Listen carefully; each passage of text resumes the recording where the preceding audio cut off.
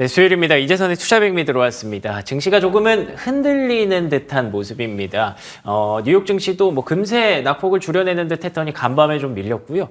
국내 증시는 언제쯤 좀 빨간불을 볼 수 있을까 걱정될 정도로 최근 들어서 계속 2024년 약세가 지속되고 있는데 그 이유들 한번 체크해 보고요. 앞으로의 혼란스러운 시장의 타겟 방법 얘기를 나눠보도록 하겠습니다. 현대차증권 이재선 연구위원 나오셨습니다. 안녕하십니까? 네, 안녕하세요. 네, 안녕하십니까? 제가 말씀드린 것처럼 증시가 조금은 흔들리는 그런 모습들이 1월에 계속 관측이 되고 있습니다. 1월 효과라는 얘기는 이제 쏙 들어간 것 같고요. 글로벌 증시가 어디까지 낙폭을 좀 내릴 것인가 이 부분이 오히려 포커스가 맞춰지는 구간인 것 같은데 위원님께서는 최근의 증시 분위기 어떻게 보십니까? 일단 뭐 연착륙 가능성이 여전히 높기는 하지만 이익과 주가에 좀 괴리를 맞추는 조정 구간이 필요하다라고 생각을 하고 있고 아마 이번 실적 시즌 구간이 그런 구간이지 않을까 생각을 하고 있습니다. 저희가 선행지수 흐름과 비교를 해봤을 때요. 저희 이제 S&P 500 EPS 추정치는 조금 더 하향 조정이 필요해 보이고요. 마찬가지로 동행지수인 GDP 컨센서스 흐름과도 저희가 4분기라든지 1분기 EPS 추이와 방향성은 조금 괴리를 보여주기 때문에 이 실적에 대해서 눈높이를 좀 낮출 필요가 있다. 상반기는 그렇게 생각을 하고 있습니다. 또 시장이 흔들리는 이유 중에 하나는 정치적 그 노이즈라고 저는 생각을 하고 있고요. 저희가 1월 19일 이전에 임시 또는 전체 예산안 통과되지 않으면 20일부터 부분 셧다운이 도입될 예정이고요. 또 2월 2일 날 재량 지출의 80%를 차지하는 예산안 합의가 예정이 되어 있습니다. 이게 만약에 실패를 한다라고 했을 때는 결국에는 모든 지출이 중단이 되고 셧다운의 우려가 다시금 재부각되는 이제 시점이라고 보시면 될 것 같고요.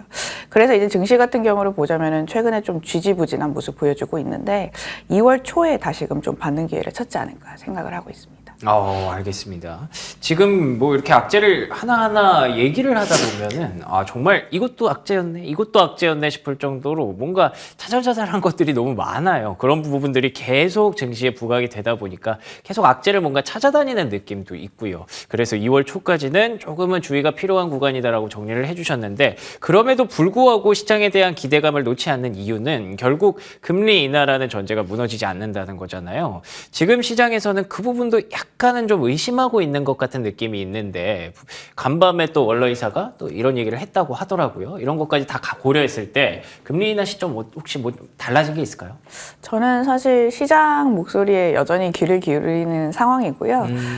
상반기 중에 금리 인하 가능성 여전히 높게 보고 있습니다. 그렇군요. 사실 금리 인하 시점 놓고도 연준 내에서 전망이 엇갈리고 있는데 대표적으로 이제 보스틱 애틀란타 총재 같은 경우도 보자면 여름까지 현재 금리가 유지되어야 된다고 생각을 하고 있고 또 경제가 직면한 불확실성 때문에 좀 신중한 접근 필요하지 않냐라고 이제 말을 하고 있는 상황이고요.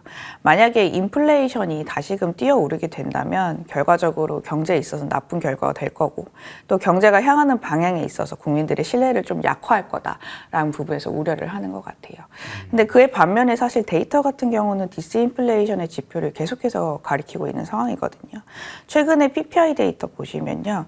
저희가 이제 전월 대비 마이너스 0.1% 기록하면서 3개월 연속 전월비로는 이제 마이너스 감소세에 접어들었고 중국도 이제 지난주에 PPI와 CPI 데이터 발표를 했는데 여전히 마이너스에서 이제 벗어나지 못하고 있는 상황입니다. 이게 사실 WTI라든지 주요 원자재 가격을 지금 누르고 있기 때문에 결과적으로 인플레이션은 사실 이제 꺾일 가능성이 높다라고 생각을 하고 있고요. 저희가 이제 이달 하순에 PCI 상승률이 이제 예정이 되어 있는데 지표 발표가 전월 대비 이제 0.1% 정도 기록을 할 예상이에요. 그렇게 된다라고 했을 때는 한 6개월, 3개월 연율로 환산을 하면은 2% 후반대까지 진입을 하게 되거든요. 아마 금리 같은 경우는 되돌림 폭이 향후에도 그렇게 크지만은 않으리라 생각을 하고 있습니다. 그렇군요. 지금 최근에 4%대에서 3.9%를 계속 오르락 내리락 하고 있는 10년물 국채 금리인데 일단은 뭐 변동성 구간 그리고 또 금리 인하에 대한 시점에 대한 논란 이런 것들이 이어지면서 어느 정도는 부침을 겪을 수 있을 것으로 봅니다만 아직까지 뭐 그렇게 그 박스권을 이탈해서 갑자기 슈팅이 나오거나 이런 것까지는 우리가 예상하지 않아도 될 것 같습니다. 일단 시장의 목소리에 좀 더 귀를 기울이자라는 관점 주셨고요. 그나마 시장에서 조금 긍정적인 부분을 좀 좀 찾아가 보자면 여전히 AI에 대한 모멘텀은 지속되고 있는 것 같습니다. 마이크로소프트, 엔비디아 이런 기업들이 계속 호조를 보이고 있거든요. 지금 그런 분위기에 대해서는 혹시 의미를 어떻게 부여하고 계신지 궁금하네요. 일단 시장 같은 경우를 보자면 전통적인 소비에 대해서 뭔가 해칭을 할 수 있는 포인트를 지금 많이 찾고 있는 것 같아요. 찜 포인트. 어쩔 수 없이 저희가 인플레이션이 둔화된다는 건 기업들의 매출액 마진이 또 감소한다는 거고, 이제 소비 쪽에서의 그 마진이 상대적으로 좀 약화될 가능성이 상반기 때는 높다라는 뜻인데요. 그래서 이제 전반적인 소비 모멘텀이 둔화가 된다라고 했을 때는 이 관련된 기업들에 있어서 좀 보수적으로 기업들은 시장은 접근하지 않을까 생각을 하고 있고요. 최근에 이제 마이크로소프트가 애플을 제치고 글로벌 시가총액 1위를 탈환했다는 점이 사실 이를 반영하는 좀 대표적인 케이스지 않을까 생각을 하고 있습니다. 저희가 세부적으로 애플과 마이크로소프트를 좀 비교하자면 유사한 점도 많지만 사실 다른 점도 좀 많은데 결정적으로 매출 구조가 조금 다릅니다. 애플 같은 경우를 보자면은 이제 B2C에 조금 중점을 두는 포트폴리오를 가지고 있고요. 아무래도 이제 아이폰 매출이 이제 비중이 높다 보니까 사실 이제 그 소비자들의 소비 심리 내지는 실질적으로 이제 쓰는 실질 소비에 있어서 좀 민감도가 높고요. 반면에 마이크로소프트 같은 경우를 보자면 기업들의 투자와 직결되는 이 소프트웨어라든지 클라우드 산업 비중, 그러니까 즉 B2B 비중이 높습니다. 근데 애플 같은 경우를 보자면은 지금 북미라든지 중국에 대해서 이제 저희가 이제 애플의 그 수익 구조가 그 매출 구조가 굉장히 많이 달라지는데, 아까 제가 말씀드렸다시피 미국은 상반기 중에 1% 경제 성장률 미만에 그칠 것 같고요. 중국 같은 경우도 보자면은 연준의 금리 인하 가능성이 이제 상반기 중에 가능성이 높지만 저희가 이 상반기 중에는 금리 인하 이후에 중국의 부양 정책을 좀 기다리고 있기 때문에 여전히 사실 이제 내수 소비에 대한 수요는 그렇게까지 높지만은 않을 가능성이 높습니다. 실제로도 이제 애플 같은 경우를 보자면은 지난해 한 해 이제 중국 내 아이폰 판매량이 전년비 3% 감소했을 것으로 추정이 되고 있고, 최근에 이제 1월달 첫째 주 실적만 보더라도 사실 그렇게까지는 썩 좋지만은 않은 상황이거든요. 반면에 이제 그 MS 매출 구조를 보시면은 모든 산업에 걸쳐서 완전한 좀 지리적 적용 범위를 이제 좀 시연을 하고 있다라고 보시면 될 것 같고, 시장 같은 경우를 최근에 MS는 사실 이제 방어력이 높은 기업으로 좀 접근을 하고 있지 않나라고 생각을 하고 있습니다. 비즈니스 모델 좀 자세하게 살펴보자면 클라우드 부분이 외형 선장을 이제 마이크로소프트는 좀 주도를 하고 있고, 이와 더불어서 이제 AI 산업과의 결합이 좀 기업 가치를 많이 높이고 있다 보시면 될 것 같아요. 실제로도 이제 MS의 그 투자 시기열을 보시면 애플도 조금 제치고 있는 상황이고, 여타 빅테크 대비해서 좀 빠르게 진행되고 있는 상황이거든요. 그래서 이게 어떤 점을 시사를 하냐, AI 부분에서 상당한 수요를 좀 보이고 있다라는 점으로 저는 좀 해석을 했고요. 특히 최근에 이제 챗GPT를 만든 이제 오픈 AI와 파트너십을 활용해서 빠른 속도로 생성 AI 시장을 성공적으로 좀 선점을 하지 않고 있느냐, 시장이 그렇게 평가를 하고 있는 것 같아요. 그렇군요. 결국에는 경기 둔화, 소비 우려, 수요 감소 이런 부분들에 대해서 완벽하게 자유롭다라고 보기는 어려울 것 같습니다. 그게 또 애플이 갖고 있는 뭐 장점이자 반대로 생각하면 지금 시국에서는 단점이라고도 볼 수 있겠죠. 그렇기 때문에 이 두 기업의 시가총액 위치가 좀 바뀌었던 거. 반대로 마이크로소프트가 갖고 있는 강점을 지금 시장에서는 더 알아주고 있기 때문에 이 부분들을 잘 찾아가면서 종목 선택의 기준을 만들어가야 될 것 같은데, 지금 우리가 많은 뭐 얘기들을 했습니다만 당장 눈앞에 있는 건 사실 4분기 어닝 시즌이거든요. 출발이 그다지 좋다고는 볼 수 없는 것 같은데, 이번 주 지나가고 이제 다음 주부터면 굉장히 많은 분들이 관심을 갖는 M7 기업들도 줄줄이 실적을 발표할 예정이라고 알고 있어요. 어떤 전략이 좀 필요할까요? 네, 전반적으로 어닝에 대한 기대감은 이제 전 산업에 걸쳐서 그렇게 높지만은 않을 것 그렇군요. 같아요. 그래서 중장기적으로 저희가 이제 유망 산업이라든지 관련돼서 이제 아이디어를 찾을 수 있는 부분을 좀 찾아봐야 될 것 같고요.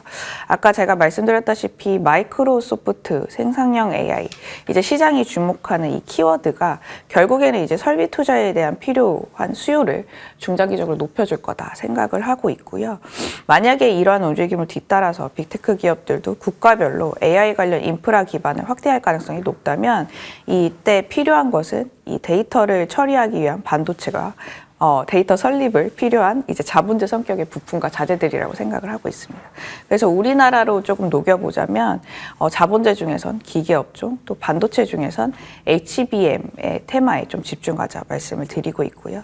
기계업종 같은 경우를 보자면은 지금 미국이 주변국들을 활용해서 공급망 설립을 추진 중에 있는 상황이기 때문에 전략 같은 경우 우리나라도 사실 중국보다 미국보다 조금 아직까지는 초점을 맞춰야 될 것 같고요. 저희가 이제 지난해 미국향 수출을 보자면 자동차 2차 전지, 기계 업황에 대해서 굉장히 이제 높은 수요를 확인을 했고 실제로 수출을 했습니다. 근데 이제 사실 소비재로 이제 자동차와 2차 전지는 조금 묶이기 때문에 그 외에 지금 잘 나오고 있는 수출, 이제 자본재 쪽에서 기계에 대한 투자 전략이 유효하다라고 생각을 하고 있고요. 실제로 2022년부터 미국의 수입 품목 중에서 기계라든지 반도체 장비, 이 자본재가 차지하는 비중이 점차 높아지고 있는 중입니다. 또 이제 반도체 중에서는 HBM 업종을 제가 주목을 하는데 저희가 반도체 수출 같은 경우를 보자면은 2023년 이후에 다른 이제 수출 민감 업종 대비 회복세를 좀 가파르게 보여주고 있고 서버 투자가 급증했던 2016년도와 좀 비슷한 속도를 회복을 시현을 하고 있는 상황입니다. 다만 이제 중국의 수입액에 대해서 파이가 지금 커지지 않고 있는 점을 고려를 했을 때는 반도체 내에서도 시장이 주목하는 부분은 이제 양적인 측면보다는 질적인 측면에 초점을 맞출 거다 생각을 하고 있고요. 따라서 이제 AI발 생산형 혁신에 따른 이 고부가 가치 산업으로 떠오르는 HBM 수요에 좀 주목을 해야 될 거다 생각을 하고 있고 HBM 시장 점유율 지난해 기준으로 보자면 이제 우리나라 기업이 높습니다. SK 하이닉스가 50% 가져가고 있고 삼성전자가 40% 가져를 가고 있기 때문에 향후 좀 주목할 만한 테마가 되지 않을까 생각을 하고 있고요. 좋습니다. 실적 시즌 두 가지 체크포인트 짚어주셨습니다. 기계업종과 HBM. 뭐 일단은 공통적으로 미국 수출에 대한 기대감이 높고요. 지금 현재 모멘텀을 좀 가져갈 수 있는 그런 섹터가 아닌가 싶습니다. 자본재 투자가 늘어난다는 점에서 시장은 이번 실적 시즌 양적인 부분보다 이런 질적인 부분에 좀 더 포커스를 맞출 가능성이 높으니까 관련된 두 가지 섹터뿐만 아니라 이런 부분들을 충족시킬 수 있는 여러 가지 섹터들을 한번 찾아보는 것도 우리가 해야 할 일이 아닌가 싶네요. 지금까지 현대차증권 이재선 연구위원과 얘기 나눠봤습니다. 오늘도 좋은 말씀 고맙습니다. 감사합니다. 네, 수요일 굿모닝 글로벌 저희는 여기서 마무리하겠습니다. 저희는 내일 아침 5시 55분에 돌아옵니다. 이어지는 출발 성공 투자 역시 MTN 머니투데이 방송과 계속해서 함께해 주시기 바랍니다. 시청해 주신 여러분 고맙습니다.